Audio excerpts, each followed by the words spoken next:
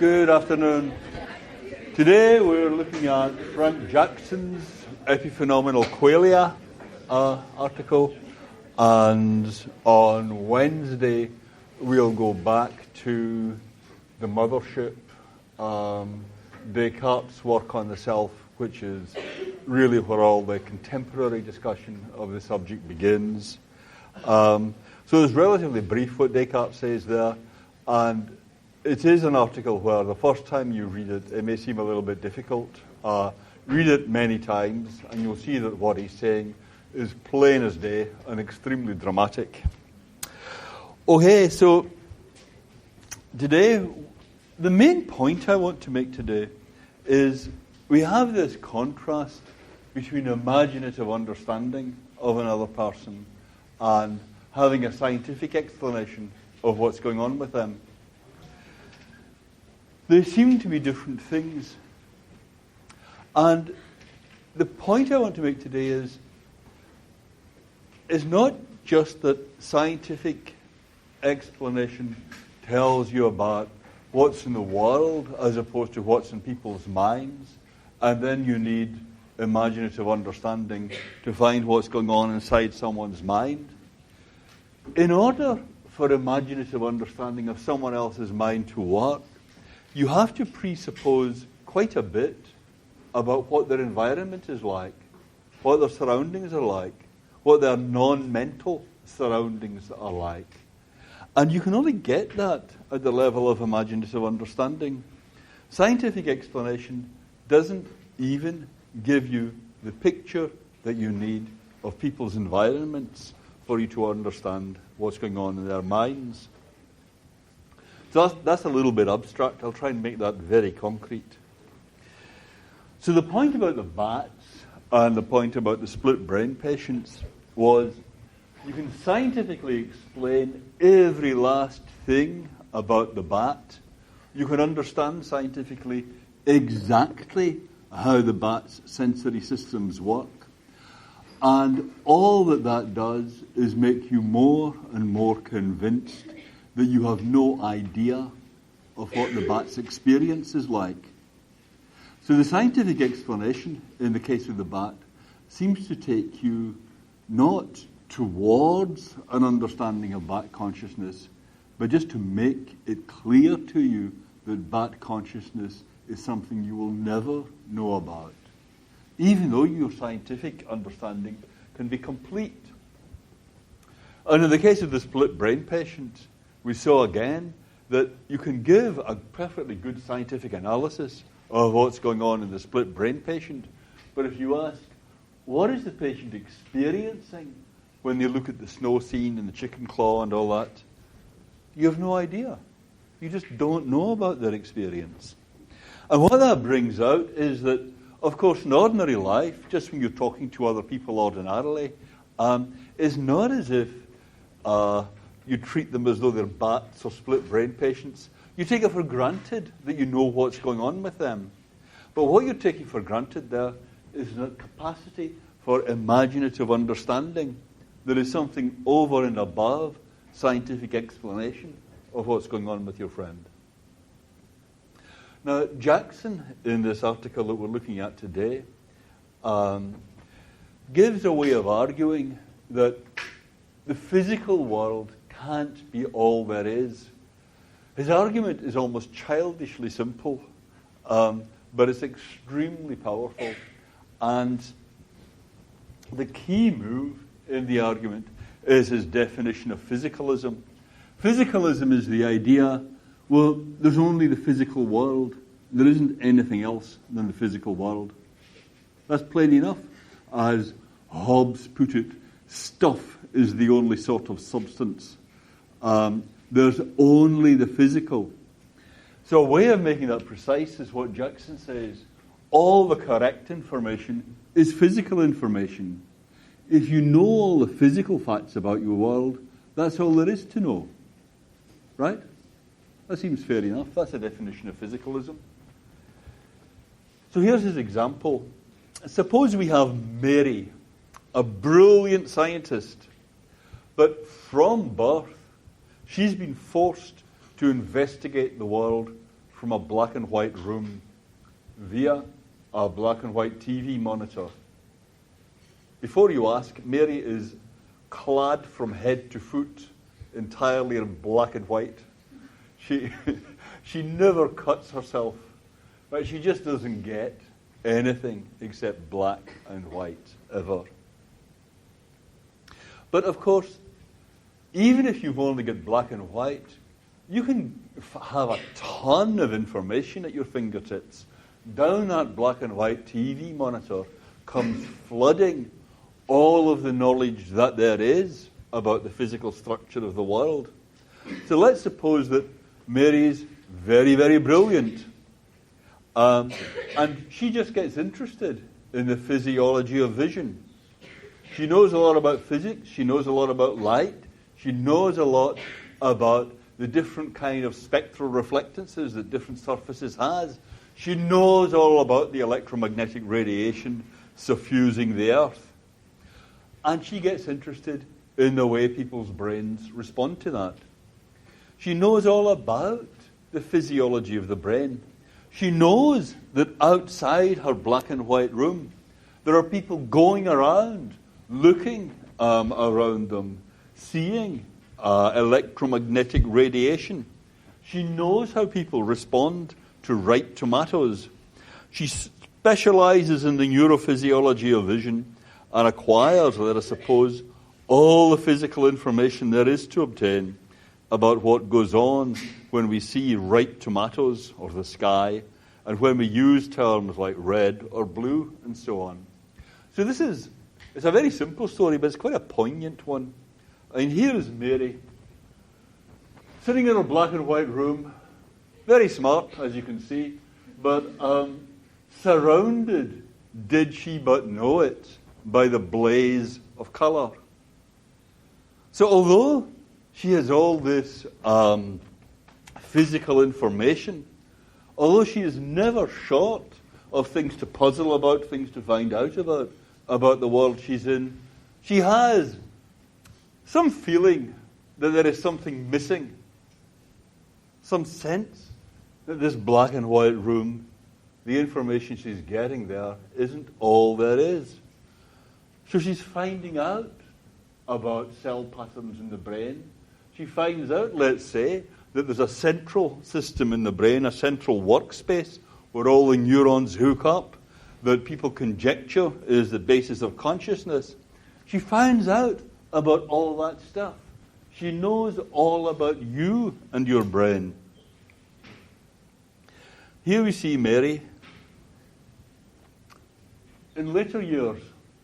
As you can see at this point, she's got a dog. The dog is, of course, a Dalmatian.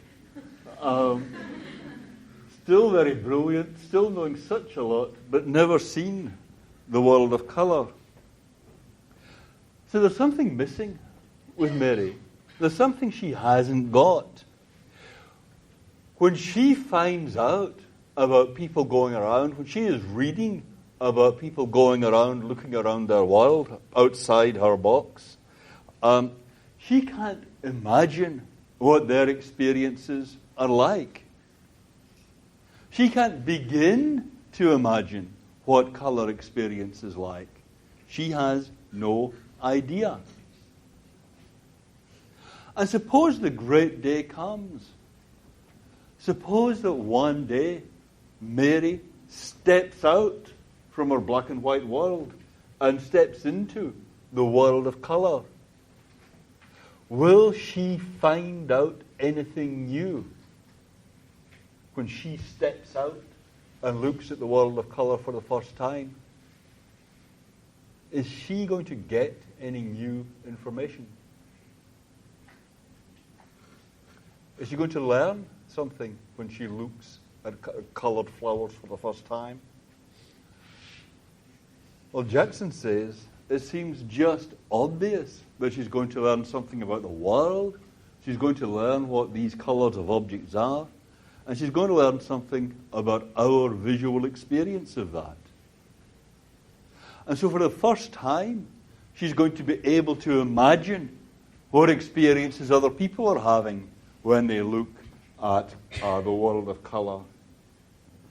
she'll now be able to imagine having experiences of colour. She didn't have that before. She didn't know anything about what colour experience was like. And then Jackson's point is inescapable that her previous knowledge was incomplete. She had all the physical information. Any physical information that there is to have about our world, you can write it down in black and white and send it to her through the TV monitor. She gets it. She gets all the physical information. But she still managed to find out something new when she stepped outside the room. Therefore, imaginative understanding is providing her with knowledge that just wasn't there in the scientific explanation of our surroundings. There's more to our imaginative understanding than science could describe. The thesis of physicalism was that all the correct information is physical information. Once you've got all the physical information, you've got the whole story about the world. But what we've just seen is that's false. And this is not a very complicated argument. But it's just definitely false, this. Because Mary gets all the physical information in her black and white room. But there is still something she's missing. Therefore, it can't be right to say that all correct information is physical information. There's some correct information about your environment that isn't physical. Okay, that's the main point. Yep. So, if various so intelligent, she can stimulate the brain so that it generates the signal of the brain, right? Yes, she could do that, couldn't she? She reads in the book, it's just as when neurons right in the area of V4 fire that people get experiences of colour. Yeah. So she says, "Okay, let's do it. Let's go for it." Bzz. Yeah. That's your point.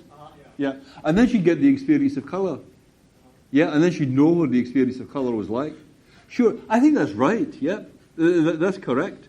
But notice that what she did there wasn't a matter of just writing down something that came in through the TV monitor. She had to do a practical exercise. If it was just a bit of physics she was learning, I mean, some of you guys do physics. How often do you have to do that thing with your brain? Yeah, you don't, right? The way you get physical information is just by reading it. Yeah? She had to do something different. It's a great idea, yeah, but she had to do something different to get that. Yeah? So it can't be just physical information. Yeah. Yep. How can we come to the conclusion that if she knows all the physical information about sight and about color, that she wouldn't be able to imagine it if we don't know what all the information is, if we don't know the sight? Yeah, maybe she could do it after all. Yeah, because your point is there's something about the quantity and complexity of the physical information here. We only have something kind of incomplete. Yeah, maybe if she did have this whole story, she'd be able to imagine color experience. Is that? Yes. Yeah. Yeah, I see that. It's worth thinking that through. The trouble is, when you think about what she's getting when she looks at colour for the first time, it's something that seems so simple. I don't quite know how to put this, but there's something about red itself that is not complex.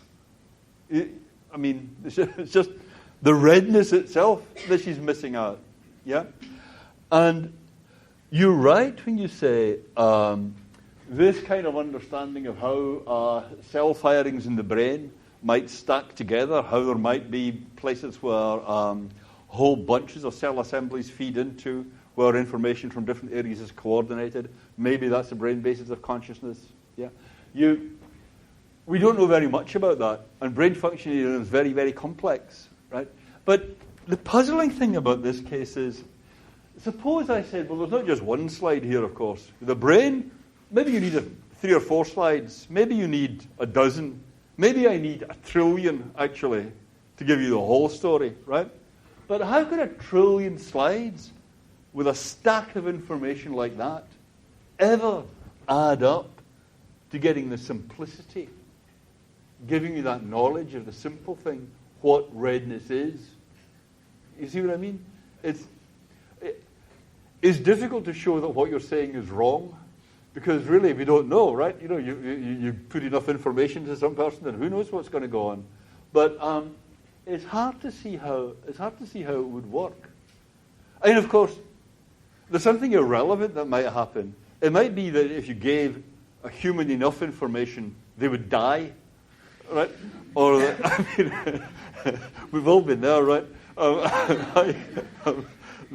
Or it might be that if you give a human enough information, then they start to see spots, or they start to see red things. You see what I mean? That could happen, and that would be a kind of irrelevance. I mean, it's not really the physical information itself that's happening there.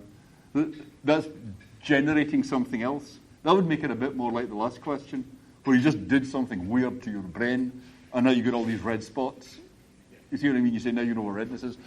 That's not what you want to be happening. What you want to be happening is just, from a whole stack of information like that, Mary can rationally derive what redness is. Because if it's there in the information, yeah, she should be able to derive it. That's what seems kind of thought-stopping. Yeah. But as I say, it's hard to show definitively that what you're saying is wrong. Yep. Yep. So if you're trying to get from like a complete, purely physical, say maybe mathematical set of information about the world or about the yes, information, right. and get somehow from that to this sort of subjective understanding of what red is? Yes, that's right. Isn't that like precisely what the universe as a giant computer is doing with physics? Because presumably we have an experience of red in our brain that's made out of physical matter, and so all that calculation, even if it's too much calculation for a human brain to perform, right, it's presumably done by a giant computer made out of the universe, right?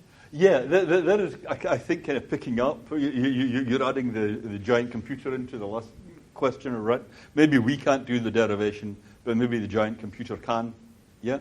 The trouble is to see how it could possibly work.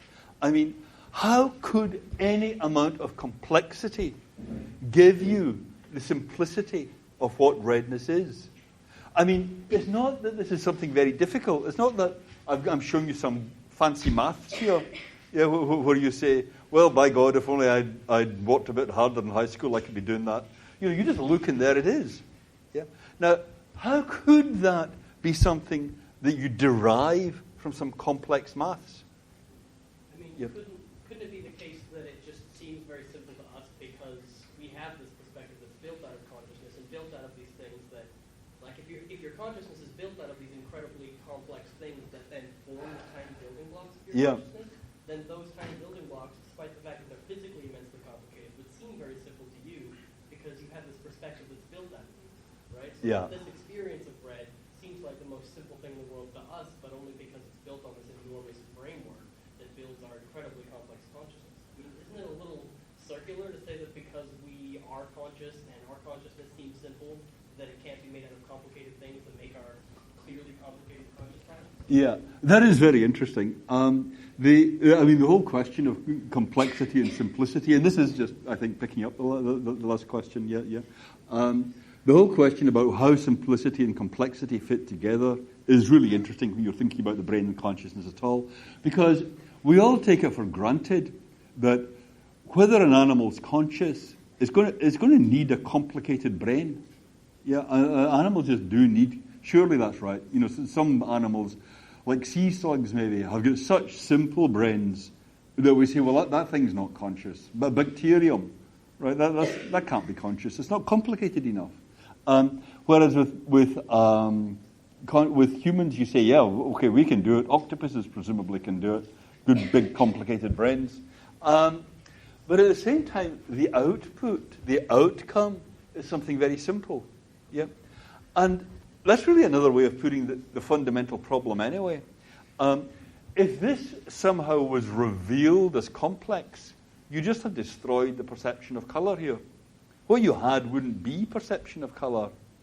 So the puzzle is, how can something so simple be being generated have all this complexity required for it? We really seem to be dealing with things that are just incommensurable. You see what I mean? Because it's not as if the colour here can be defined in physical terms. The colour experience can't be defined physically. We're not getting an experience of something very complex here. How can that simple thing, that simple, indefinable thing, be something that requires great complexity for its generation? That is really another way of stating the basic puzzle. Yeah. But that's an important line of thought. Yeah. To have that other way of framing it. Yeah. Okay, so maybe we should pack up. No.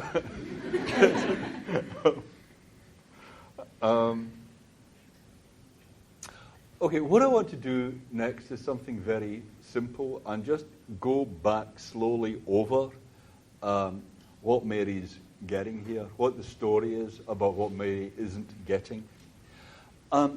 First of all, I mean, I said this argument is childishly simple. I mean, you're all quite confident that you've got the argument. Whether you agree or not, you see how the argument goes there. So let's just freeze frame it and go over that bit about what Mary gets when she steps out of her black and white room. There's that moment of revelation. So what happened then when Mary stepped out? Well, first off, it's got something to do with what Mary's attending to. For most of us, colour just hits you in the face. Colour is very, very salient. And I chose these photos that I was showing because colour is very vibrant in them. It's the first thing you see, the first thing you notice. But I think for humans generally, being able to attend to colour is something you should think of as hard won. What I mean is, consider this. I mean, can you see? Is this showing? This picture, there's a 5 there against a red background. Yeah. I mean, statistically, there are bound to be half a dozen people in the class who don't see anything there except a bunch of dots, right? But this is part of a standard colour vision test. And the point is that the point about this kind of thing is you can't see the 5 at all unless you're having experience of colour. So if you show this to a child and the child says, yeah, I can see a 5, you know they're having colour experience. But children seem able to use colour to spot targets long before they're able to attend to colours. Children have a lot of trouble learning to attend to colours. It's very hard for children to learn a colour vocabulary. You can take a child of 2 that has hundreds of words in its vocabulary and show her a red one and show her a green one and say that one's red and that one's green and that one's red and that one's green. You can do that 700 or 800 times and they don't get it. They don't get what aspect of the object you're trying to point out to them. Colours are difficult for children. I mean, for children round here, they tend to live in such highly colour-coded environments that they smarten up, they get onto colour pretty quickly. Around 1900, children were about 6 to 8 years old before they were getting the first half dozen basic colour words. Darwin thought that his children were colourblind because he was doing that thing, this is red and that one's green and this one's red and that one's green, and they just couldn't get it. And he thought, you've got something wrong with your colour vision. They didn't, they were fine, they were perfectly regular children. But it's hard to attend to colours. We find it easy, but getting it in the first instance is hard. But if you're a child that maybe can't say what the colour of the 5 is, or can't say what the colour of the background is, still if you can see the 5, then you are getting colour experience. You see what I mean? And presumably it's like that for animals. A tiger out hunting is using its colour vision to separate its prey from its background. Right? If you are a hungry tiger, that's the whole point of having colour vision. You can spot your targets. That's why evolution gave you colour vision, so you can spot your targets.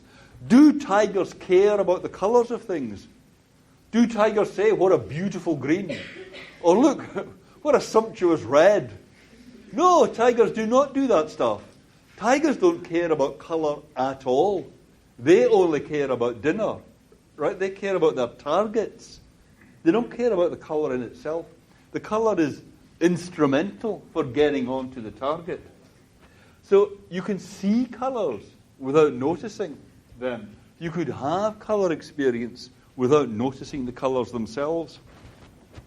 The great neurophysiologist Luria was in Uzbekistan once in a rural area, and he said he was talking to a peasant farmer who said to him, "Us Uzbeks don't know the colours of things, and so we call everything blue." And he wasn't saying we Uzbeks are colour blind. That's not the point. It's that getting the colour words, noticing the colours, is hard. The ancient Greeks didn't use colour words like us at all, and arguably they hadn't separated out colour as a different dimension of experience. But all these people were still having colour experience. So colour can be making a difference to your visual experience even if you don't attend to it. So suppose Mary's like that. Suppose Mary just doesn't really attend to colours. She finds colours hard to notice. And then she steps out of her black and white room. It might be that all that happens is she can now spot objects against their backgrounds much better than she did before.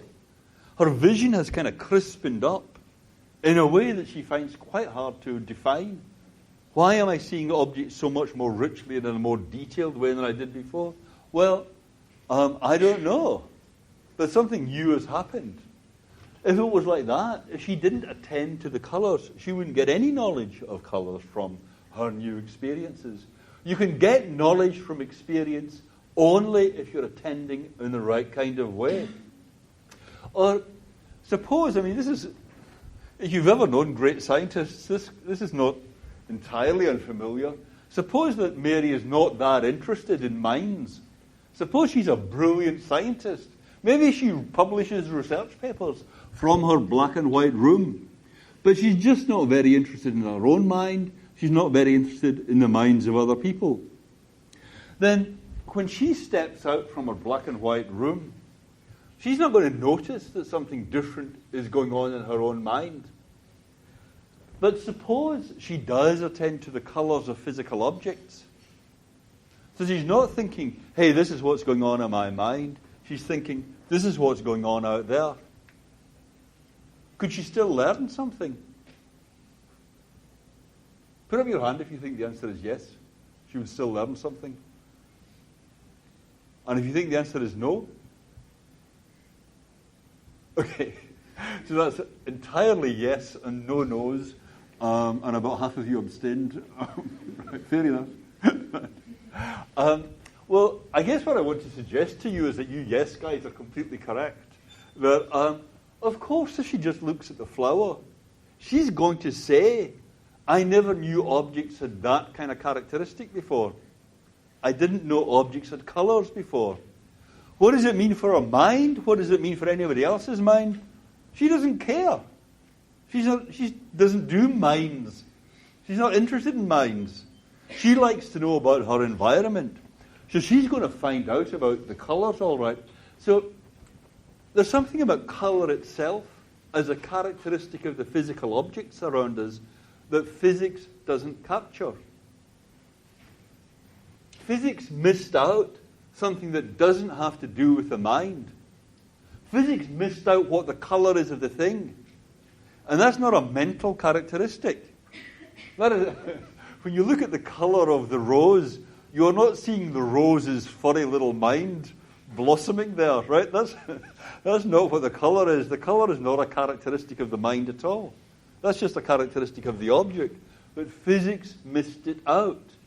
Mary only found out about that by stepping outside her room and taking a look. So when Mary attends to the colours, in the first instance, what she learns about isn't a mental fact at all. She's learning something about the environment she's in. She's learning that in this environment, objects are coloured. She's learning that objects have colour. She's learning what the colours are and which objects have what colours. That's not a fact about a mind. So that thesis of physicalism, all the correct information is physical information. That misses out non-mental facts, like the facts about the colours of objects. And then once Mary has that, once you know about the colours of objects, then if you want to make the further step, if you get interested in minds, then it's easy to say, oh, so now I know what it's like to see colours. Because I know what colours are, and I know what seeing is. So then it's going to be easy to imagine what it's like to see colours. But it's only because you know about the various colours of the objects around you that you can imagine the ways in which people experience them. So that's what I mean. When you freeze frame that step out from the black and white room, you see there's a little bit of structure here. First of all, she's got to be attending to the colours of objects. She's got to be doing the thing that tigers don't do. And that's finding out about the environment. And then she can do that other step of finding out about experience. So there are two problems with physicalism here. One is it misses out non-mental facts about our environment. It misses out things about colour. And then the second thing is that physicalism also misses out your experiences. So we've got the mind-body problem, but there is also the colour-body problem. Where does colour fit in to the physical world?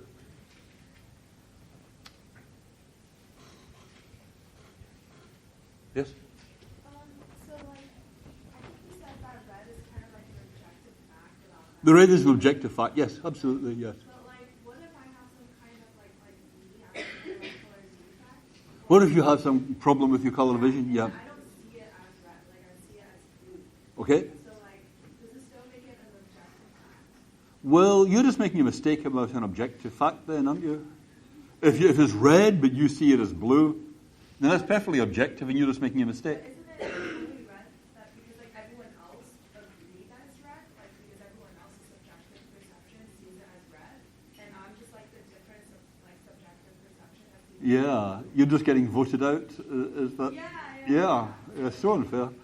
How can I say that, like, down, like, majority of subjective is necessarily objective? Well, look around you at the blaze of colour in the room, right? And we didn't have to look at those colours. They didn't kind of spring into being as we looked at them. You see what I mean? If you're in a redwood forest that has been there before humans occupied the area, yeah, presumably it had all its colours anyhow. We just came upon it and observed those colours. Yeah, I mean, you don't want to say that back in the dawn of time, in the age of dinosaurs, nothing was coloured. It was only when humans showed up and started voting that they got coloured. You see what I mean? Yeah. Yeah. Like, I mean, I agree that, like, there were colors before, like, we observed them. But Yeah. it's just, like, the way we observe them might not be, like, how they actually Right. That's right. We might be observing them wrong, but that is true for just about anything. Right. Sometimes we observe shapes wrong. Sometimes we observe other people wrong. That's what it's like when you're trying to observe objective reality. It's out there. It doesn't care what's going on with your vision. Your vision has to do its best to figure out what's out there. Yeah, that's what's going on with Mary. Her vision is just telling her what's out there. Yep. Yes, please. So Yeah. if you have like two people who are looking at, say, like a tennis ball, and one person perceives that as green, and another person perceives it as yellow. Yep. And green and yellow are both objective facts. Which one would be more correct? Is it just One sees it as green and one. Oh, is this because I'm not sure which tennis balls you mean, but some of them are kind of in between. Yeah. Is that what you mean? Yeah. Okay, very good. All right. Okay. Yeah.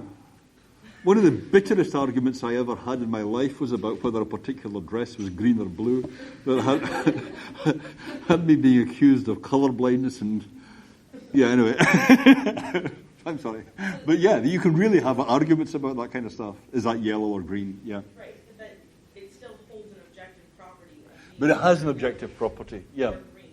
Yeah. So how would you resolve that? Yeah. Yeah. Difference in perception? Yeah, it's not straightforward to resolve that, but this might seem to be going back on what I said to the last commenter, but there I think you do have a kind of vote.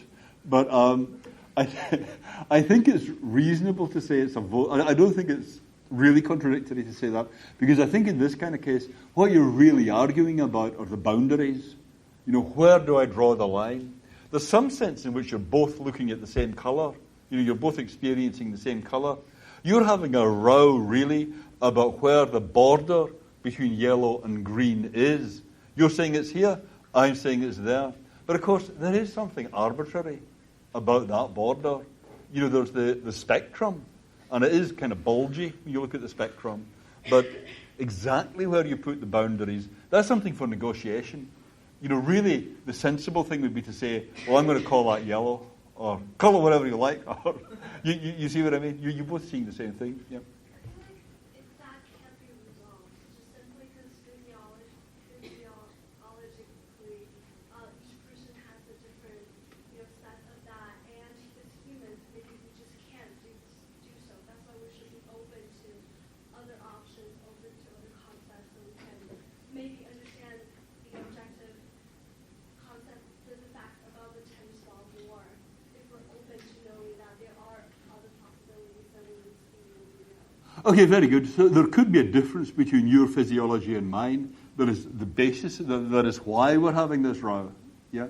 And who's to say which one's right at that point? Yeah, I think that's absolutely right. And the thing is, I mean, very often we have to negotiate what exactly you're going to mean by words. I mean, when children are learning to talk, learning a phrase like, "know what I mean is just one of the first things you have to do, because so often in a conversation, you're just having to negotiate exactly what you mean by particular words. Did you mean my right or your right? When you say near me, do you mean like near like this or near like those stairs? You see what I mean? What exactly do you mean by near? We have to negotiate exactly what we mean by words the whole time, and we should think of this as just part of that kind of ordinary negotiation. Yeah. No, I think that's right. I still hold on to the line, though, that there's a reality of colour out there that we're trying to describe, and what's up for negotiation is not really which colours are there, but just exactly how we're going to use the vocabulary to talk about it. You see what I mean? Similarly with space, you're going to say, this is what I mean by close by, this is what I mean by far. There's a single spatial reality out there, and we just have to negotiate with our words to say exactly how we're going to describe it. Yeah. One and then briefly two, and then we should stop. Yeah. If you'll allow me to just take a step back, I was wondering if you were going to give us any readings on just epistemology or something like that, because I feel a lot of us are having questions like, what does it mean to truly know something? Like, how do I differentiate between someone else's opinion and another person?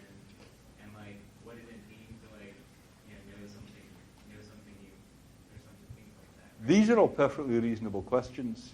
Yeah. Yeah, and I feel like I'm unequipped, right? When we're talking about the mind-body problem, and you're talking about what does it mean to learn something new and things like that. You know what I mean? I do see what you mean, but I feel like if anything, that other stuff should be a prereq. Yeah. To this course. Welcome to philosophy. Right. I promise you, if you did the epistemology course, you'd be thinking, I wish I'd done some philosophy of mind before I took this. But the serious point, though, is one thing to ask for definitions of terms, but it's characteristic of these terms that they're very hard to define. Yeah. The really important point is that in everyday life, we don't have that kind of uncertainty. I mean, look, suppose I'm a senior FBI agent, right, or a senior CIA agent. Yeah. I have matters of national security in my hand. I have to pass the dossier to the guy who shows the green card, right? So he shows me the green card, and I don't hand over the dossier. And afterwards people say, but you had the green card. And I say, well, knowledge is very difficult. I did an EP course once, and knowledge really, you tell me what you mean by knowledge. We don't experience that uncertainty about how to use the word knowledge for a second, right? Watergate was in the news recently, right? When Nixon was asked, did you know about the burglary? Did he say, well, knowledge is very... actually, you will hear British civil servants doing this. Truth is a very difficult concept, they say, right? But in real life, we don't treat these... We don't have these difficulties, yeah? And what I'm saying is, hang on to your real-life understanding. Yeah, I'm not really very interested in manufactured problems. These are real problems, if you see what I mean, that are coming up here. These are real questions. How does the world of colour connect to basic physics? Yeah, that is just an inescapable problem. It doesn't come up because you had trouble defining your basic terms or something. And the point I'm really saying to you is, definitions don't help here of these terms like knowledge. And there really isn't a problem anyhow, because usually we are perfectly comfortable with terms like knowledge. Yeah. Well, I just want to go back. So when you were saying that Mary, when she leaves the room, sees the flower for the first time. Yes. She learns about the objective redness that the flower... That's right, the objective redness of the flower. That's what I'm saying. But, couldn't you argue that instead, since she had presumably all the information about what wavelengths of light would... She did, yeah. She knew all that stuff about wavelengths, yeah. Then couldn't she, using her science knowledge, manufacture some kind of red light bulb that emits this? Or even better, manufacture a color television because she knows how they work. She could do that, yeah. But my point would be that the objective quality of the rose is not the experience of red, but the objective quality of the rose is the wavelength. And the quality of red, the experience of red happens inside Mary rather than on the flower. There are a number of different things in what you're saying. One thing is the building the red thing. Yeah. Now I agree she could do that. That's a little bit like the earlier question about prodding your brain. The thing there is, if you're getting physical knowledge of something, if you're really interested in black holes, yeah, you just do the reading about black holes. You can know all there is that's known about black holes just by doing the reading. You don't need to, in your lab, make a small black hole, just so you can get a good... That would add nothing, right? It would probably subtract you. It wouldn't really help, to build one. And so the interesting thing about your example is the force of saying... I see, of course, why you say she could build something red, but that just shows you that she's having to get something that isn't there explicitly in the physical information. Because if it was there explicitly in the physical information, she wouldn't need to build one in order to know all about it. Because just as you can know all about black holes without needing to build one. Yeah. Last one. Yeah. Is it kind of like, in that, if we would try to imagine a new color? You can try to imagine a new color. Yes, right. It is like that. Yeah. It's just a little bit more radical here. That she doesn't have any colours at all, except black and white. Yeah. But just as, people sometimes say, you suppose that from some labs, somewhere people say, we've invented a new colour. Then that's just kind of mind-bending. You think, I have no idea what that is. Yeah. That's Mary's situation with regard to everything. She doesn't know about it at all. Even if they told you the physics of the new colour, you still wouldn't know what it was. Okay.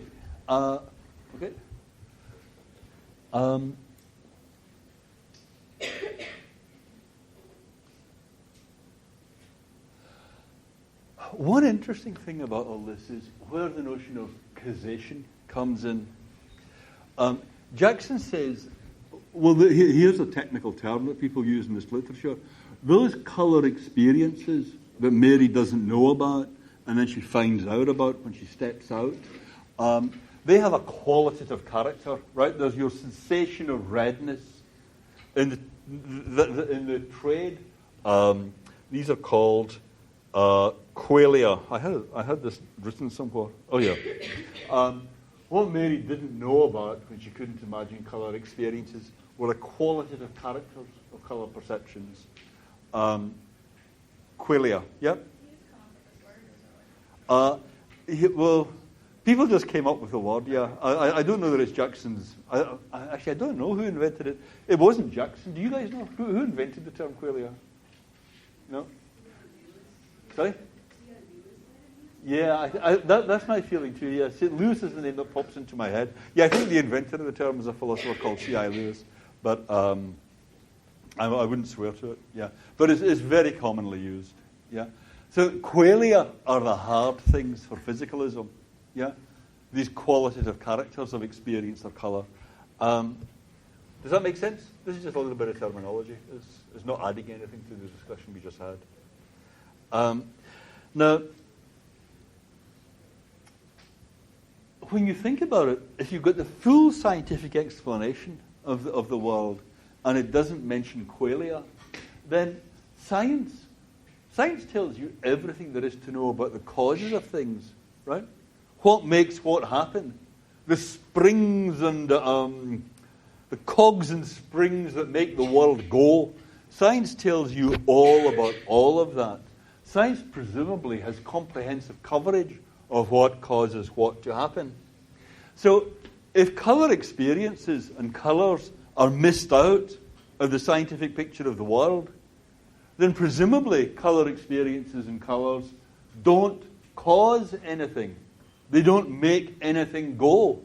Otherwise science would have to deal with them.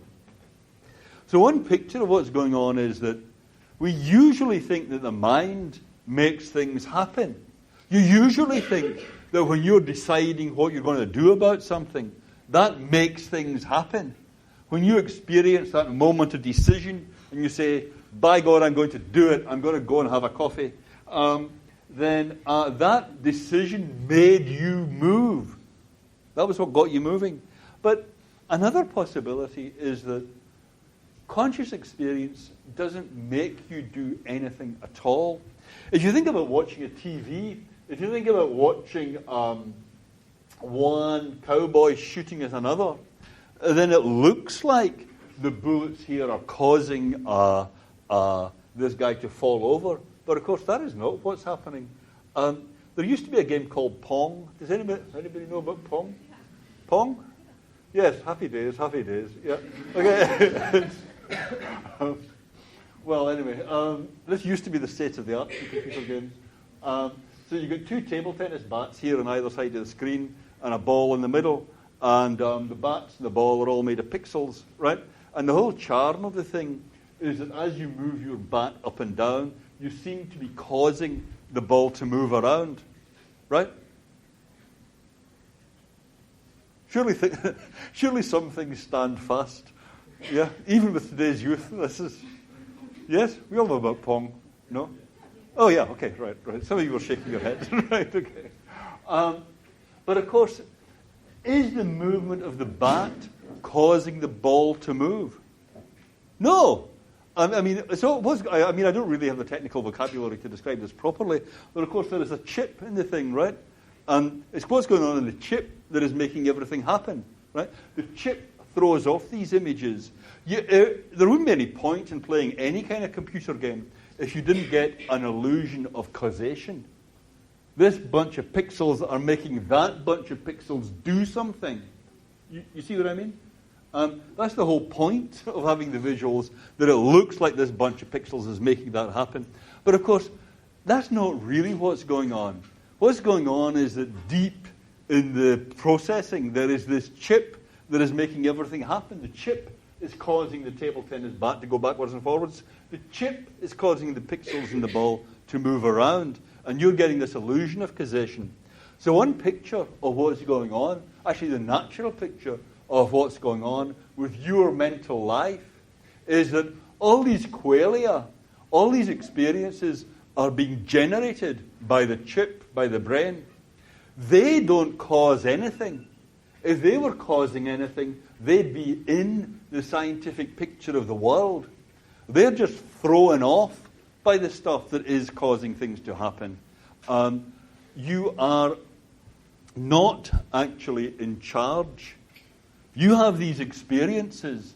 You say, I'm deciding to do this, I'm deciding to do that, and you think that decision is what's making you do it. But actually, that is an illusion of causation, just as you got an illusion of causation here. Your brain has set things up, so it seems to you like your qualia are making things happen, but that's not the true story. The true story is told in the scientific picture. On that bombshell, we'll go back to Descartes on Wednesday. Okay, great questions. Thank you, guys.